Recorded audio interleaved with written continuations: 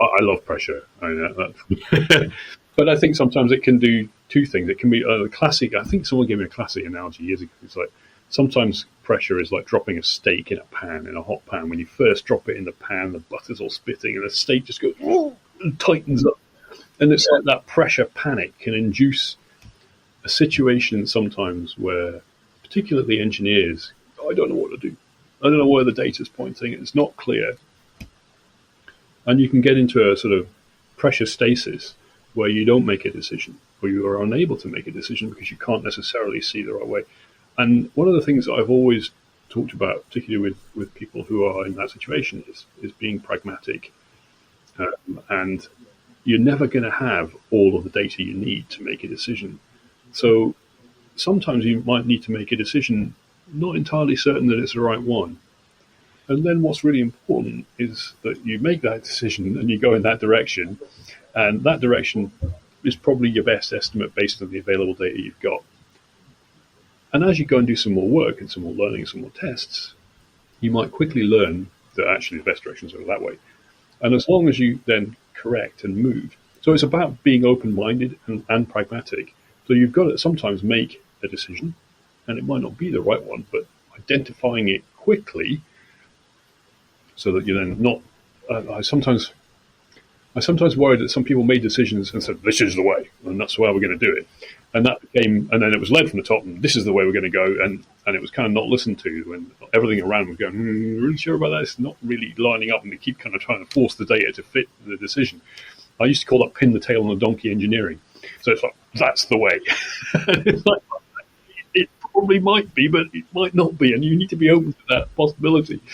And that's about being open-minded and listening and learning and continuing to keep that open mind. So I think sometimes you need to be around to make a decision, and it might not be the right one, but it breaks that pressure stasis. And you need to then listen to the people around you who are then telling you, this is the result we've got from today's test or from whatever. And there's certainly in the situations in some of the best F1 teams where if there is a major failure, there will be a small team that maybe even led by the MD who lean into it. And I'm very much of that same sort of opinion, where you get a multidisciplinary team, all the people, all the skills that you need to solve any particular problem.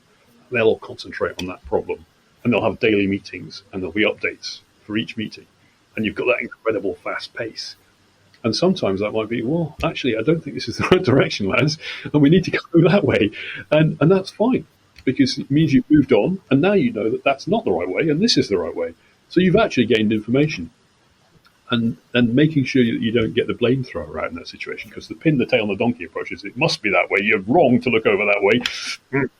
And no, you have to be open-minded, and you have to look at it that way. So I think listening and learning and keeping an open mind is vital from a leadership point of view. But sometimes you do have to make that decision, and go, we're going to go that way, lads, because everyone else is like, I don't know what to do. And that's definitely an important one. Sometimes you have to be firm and make a direction, and then you have to listen.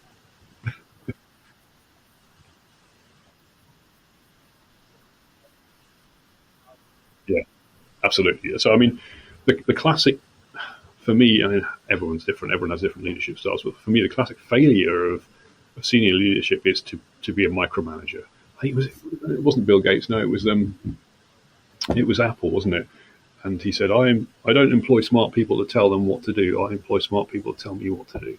And he was absolutely spot on. So he's not with us anymore, bless him, but he was absolutely right. And so for me, engineers are creative people. They want to create ideas. They want to test their ideas. They want to make sure that they're doing the right thing. So micromanagement and dictatorship from on high is, well, this is the direction, and that's the way the donkey tail says we're going to go, and that's the way we're going to go.